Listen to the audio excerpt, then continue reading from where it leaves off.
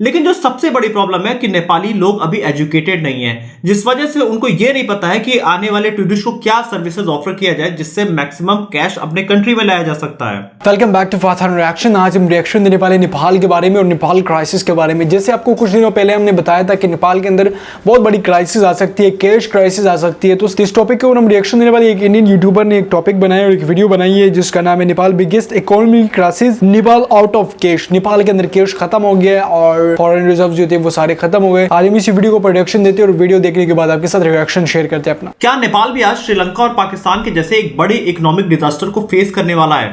आज नेपाल का forex reserve घट के सिर्फ 6 महीने का बचा हुआ है। वहीं नेपाल का इन्फ्लेशन रेट बढ़ के 7.14% है, जो कि उनका ऑल टाइम हाई है। नेपाल सरकार लगातार अपने इंपोर्ट्स पे बैन लगाती जा रही है। वो लग्जरी गाड़ीज, कुरकुरे, चिप्स जैसी बहुत सारी चीजों पे बैन लगा चुकी है।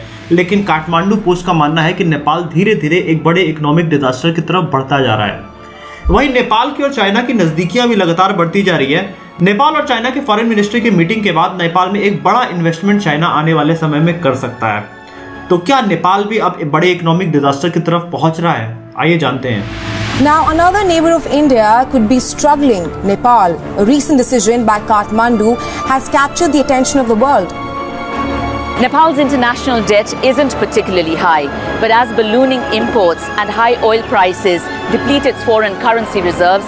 And after Pakistan and Sri Lanka, the Himalayan kingdom of Nepal is also facing financial problems now. 3 crore की आबादी वाले नेपाल की आर्थिक स्थिति बेहद गंभीर स्थिति में पहुंच चुकी है।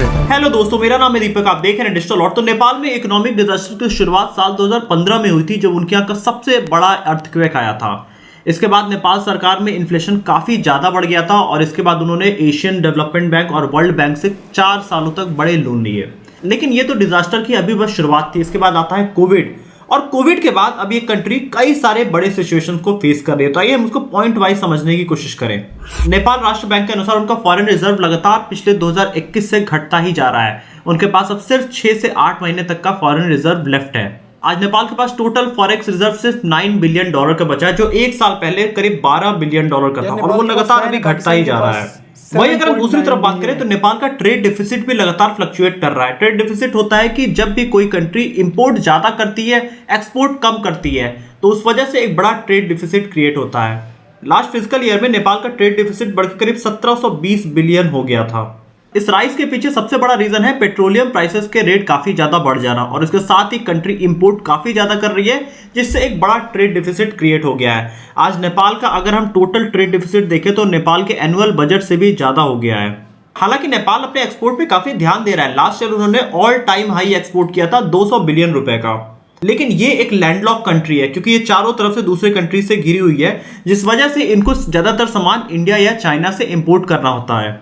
अगर हम लास्ट ईयर ही नेपाल के सिर्फ पेट्रोलियम प्रोडक्ट का इंपोर्ट देखें तो वो 336 बिलियन रुपया था। आज किसी भी कंट्री के लिए सबसे इंपॉर्टेंट है उनका एक्सपोर्ट उनके इंपोर्ट से हमेशा ज्यादा होना चाहिए, अगर उनको ग्रो करते रहना है तो। और नेपाल के इस बड़े ट्रेड डिफिसिट के पीछे जो रीजन है वो है कोविड-19। दूसरा बड़ा रीजन है नेपाल गवर्नमेंट अपने लोगों के प्रोडक्टिविटी पे ज्यादा ध्यान नहीं देती है। नेपाल गवर्नमेंट आज बड़े बड़े इन्वेस्टमेंट कर रही है, जिससे लोगों से कोई मतलब ही नहीं है। नेपाल गवर्नमेंट का मेन एम होना चाहिए एजुकेशन और हेल्थ, जिसकी काफी ज्यादा कमी है नेपाल में, जिस वजह से प्रोडक्टिव मैन पावर नेपाल में लगातार नहीं बन पा रही है। और इसी की वजह से नेपाल में हाई प्रोडक्शन किसी भी चीजों का नहीं है। अगर हम नेपाल के साल 2019 का टॉप एक्सपोर्ट देखें तो वो उन्होंने पाम ऑयल एक्सपोर्ट किया था, और साल 2020 में उन्होंने मैक्सिमम सोयाबीन ऑयल एक्सपोर्ट किया था। आज नेपाल में कोई भी ऐसा प्रोडक्ट नहीं है जिसमें नेपाल कह सके कि इसमें अब बेस्ट है, क्योंकि उन्होंने अपने मैन पावर पे एकदम भी ध्यान नहीं दिया है। नेपाल पूरी तरीके से एक इंपोर्ट कंट्री है। आज एक कोल्ड ड्रिंक की बोतल भी इंडिया से नेपाल जाती है, जो 20 रुपए की एक कोल्ड ड्रिंक की बोतल इंडिया में मिलती है, वो नेपाल में जाके वो 30 रुपए की हो जाती है, क्योंकि बीच में जितने टैक्सेस सारे लगने के बाद वो सब चीज का रेट बढ़ के नेपाल में सारे इंडियन प्रोडक्ट्स ही मिला करते हैं। नेपाल के इकोनॉमिक डाउनफॉल का तीसरा सबसे बड़ा रीजन है उनका बढ़ता हुआ इन्फ्लेशन। नेपाल में महंगाई लगातार बढ़ती जा रही है। अगर हम देखें तो अभी वो ऑल टाइम हाई इन्फ्लेशन पे है 7.28% पे, और वहीं अगर हम साल 2015 में भी देखें तो नेपाल का मैक्सिमम इन्फ्लेशन 4.25% था। तो जिस समय कंट्री सबसे ज्यादा सफर कर रही थी उस समय भी इतना इन्फ्लेशन नहीं था जितना आज के डेट में नेपाल में हो चुका है। इसके पीछे सबसे बड़ा रीजन है कि पेट्रोलियम प्राइसेस लगातार बढ़ते जा रहे हैं। पेट्रोलियम प्राइसेस के बढ़ने का रीजन है यूक्रेन और रशिया वॉर, जिस वजह से बहुत सारी जितनी छोटी कंट्रीज ग्रोइंग थी उन पे सबसे ज्यादा असर पड़ा हुआ है, और इसका असर नेपाल पे भी आज पड़ता हुआ दिख रहा है। इसके साथ ही नेपाल गवर्नमेंट ज्यादातर अपने लोकल इलेक्शंस पे पैसे खर्च कर रही है, जो भी एक उनके इन्फ्लेशन का बड़ा रीजन होता जा रहा है। चौथा बड़ा रीजन है टूरिज्म। नेपाल की फास्टेस्ट ग्रोइंग अगर कोई भी इंडस्ट्री है तो वो है टूरिज्म इंडस्ट्री।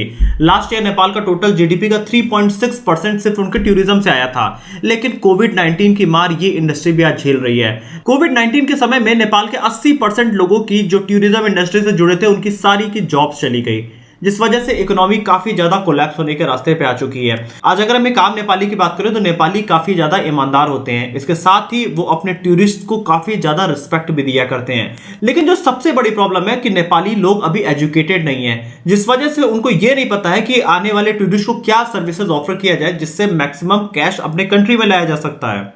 नेपाल में इतने कम टूरिज्म का दूसरा सबसे बड़ा रीजन है उनका इंफ्रास्ट्रक्चर। नेपाल में रोड्स ही नहीं बनाई गई हैं। अगर आप लुम्बिनी के एरिया में देखें तो वहां पे भी नेपाल गवर्नमेंट ने रोड्स अच्छी नहीं बनाई है। हम नेपाल के अपनी यात्रा में नेपाल के व्लॉग्स में सारी चीजें कवर किया, आप वो वीडियो भी जाके हमारे दूसरे चैनल पे देख सकते हैं। तो जितने भी अच्छे जगह है वहां पे रोड्स का कंस्ट्रक्शन ही नहीं है, जिस वजह से टूरिस्ट ज्यादा आ ही नहीं पाते हैं उन एरियाज में, और नेपाल को इकोनॉमी ही नहीं जनरेट हो पाती है। और इन सारे रीजंस के पीछे जो सबसे बड़ा रीजन है नेपाल का पॉलिटिकल सिनेरियो। आज की डेट में नेपाल कम्युनिस्ट पार्टी काफी ज्यादा वीक हो रही है। नेपाल कांग्रेस पार्टी के सत्ता में आने के बाद पिछले 22 साल में नेपाल में 22 प्रधानमंत्री बदल चुके हैं। इन सब सिचुएशंस की वजह से नेपाल में कभी इकोनॉमिक डेवलपमेंट हो ही नहीं पाया। हमेशा सत्ता के लालच में नेपाली लोग लगे रहते हैं, जिस वजह से पब्लिक के डेवलपमेंट के बारे में नेपाल में कभी नहीं ध्यान दिया गया, जिस वजह से नेपाल में आज रेमिटेंस काफी ज्यादा हाई है। जो भी एजुकेटेड हो जाते हैं वो नेपाल छोड़ के चले जाते हैं, क्योंकि नेपाल में कोई बड़ा डेवलपमेंट ही नहीं हुआ है। और इस वजह से गवर्नमेंट और सेंट्रल बैंक के बीच में काफी ज्यादा मिसमैनेजमेंट हो चुका है नेपाल में। अगर हम नेपाल में देखो तो नेपाल में फाइनेंशियल क्राइसिस काफी ज्यादा बढ़ती जा रही थी, लेकिन नेपाल के फाइनेंस मिनिस्टर जनार्दन शर्मा को बिल्कुल इकोनॉमी एकदम ठीक लग रही थी। लेकिन जब एक टाइम पे नेपाल में काफी ज्यादा लिक्विडिटी क्राइसिस आ गया तो उन्होंने पूरा ठीकरा सेंट्रल बैंक के गवर्नमेंट के ऊपर फोड़ दिया और उनको सस्पेंड करा दिया। तो इस टाइप के नेपाल में पॉलिटिकल सिनेरियोज लगातार बनते आ रहे हैं सालों से।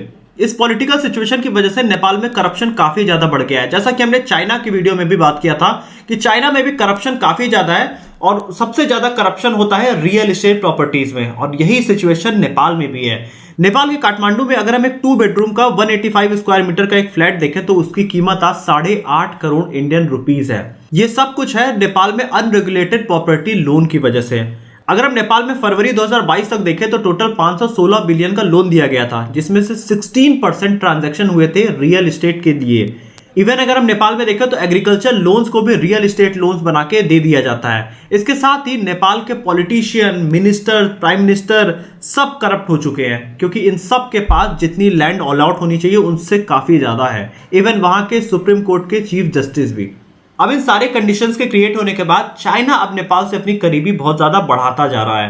नेपाल में साल 2015 के पहले सिचुएशन काफी अच्छी थी, लेकिन उसके बाद जब अर्थक्वेक आया तो उसके बाद वहां के गवर्नमेंट ने BRI साइन किया 2017 में, जिसके वजह से चाइना का हैवी इन्वेस्टमेंट नेपाल में हुआ।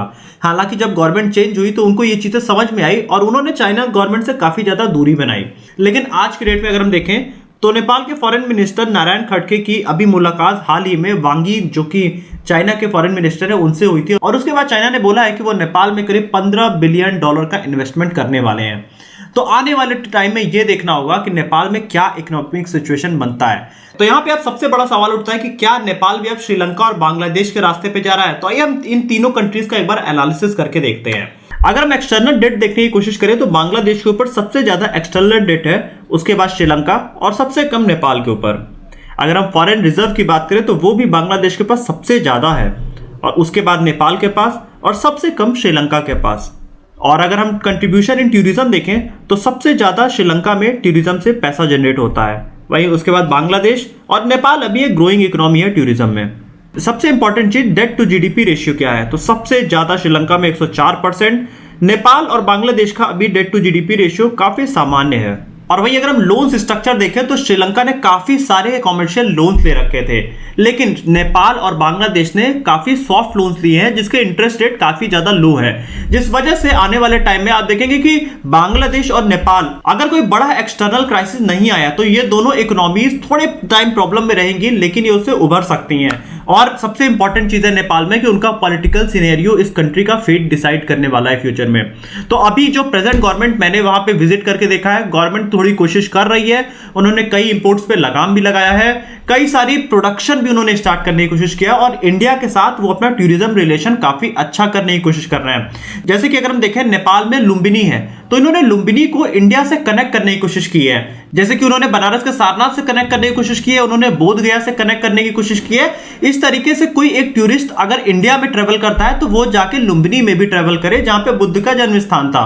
तो इस तरह से एक कनेक्टेड इकोनॉमी इंडिया और नेपाल के बीच में बनने की कोशिश हो रही है टूरिज्म सेक्टर में। तो ये एक अच्छा स्टेप है नेपाल गवर्नमेंट की तरफ से और प्रधानमंत्री मोदी जी भी अभी नेपाल गए थे इसी टूरिज्म को आगे बढ़ाने के लिए। तो फ्यूचर नेपाल का अच्छा हो सकता है, बस गवर्नमेंट को थोड़े और काम करने की जरूरत है और लोगों पे सबसे इंपॉर्टेंट इन्वेस्टमेंट सबसे जरूरी होता है किसी भी कंट्री में। तो आने वाले समय में देखते हैं अब नेपाल में क्या कंडीशन होती है। वीडियो इंफॉर्मेटिव लगी है तो आप वीडियो को लाइक करिएगा। आप हमारा व्लॉग चैनल भी जाके देख सकते हैं जहां पे हमने बात किया है नेपाल में कैसी इकोनॉमी है, किस टाइप के लोग हैं, वहां पे कल्चर क्या है, वहां पे हेरिटेज कैसा है, टूरिज्म कैसा है, ये सारी चीजें आप हमारे दूसरे चैनल में जाके देख सकते हैं। लिंक हमने डिस्क्रिप्शन में दिया है। वीडियो अच्छी लगी तो वीडियो को लाइक करिएगा, चैनल को सब्सक्राइब करिएगा और बेल आइकन भी प्रेस करिएगा।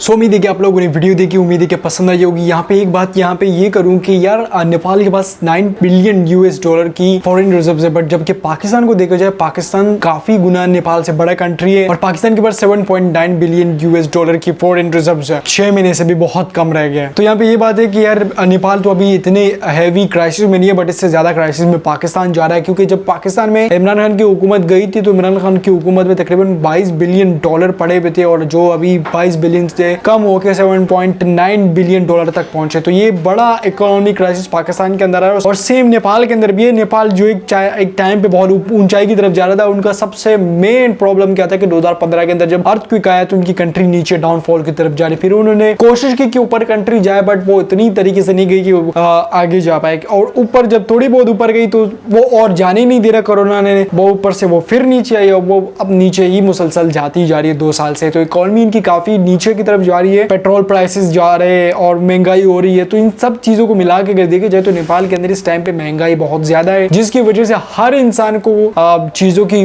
जो है ना बहुत ज्यादा डिमांड है, तो वो महंगी होती जा रही है, इंपोर्ट पे बैन लगा है। सो इससे ये देखने को मिल रहा है कि नेपाल के अंदर महंगाई बढ़ती जा रही है, पेट्रोलियम प्राइसेस भी बढ़ती जा रही है, क्योंकि नेपाल एक लैंड लॉक कंट्री है, तो इसलिए उनको इंपोर्ट करना होता है तो या तो चाइना से करते हैं या तो इंडिया से इंपोर्ट करते हैं। इन दोनों से इंपोर्ट करने में इनको काफी नुकसान भी पहुंचते हो, काफी फायदे भी पहुंचते हो। तो उन फायदों की वजह से तो छोड़ो, नुकसान जो हुए उससे इनकी कंट्री काफी नीचे डाउनफॉल की तरफ जा रही है और इकोनॉमी क्राइसिस काफी ज्यादा हो रही है। सो उम्मीद है कि वीडियो अच्छी लगी हो, अगर कुछ इन्फॉर्मेटिव लगा तो लाइक करें, शेयर करें, चैनल को सब्सक्राइब करें। फिर मिलते हैं किसी नेक्स्ट वीडियो में, तब तक के लिए अल्लाह हाफिज।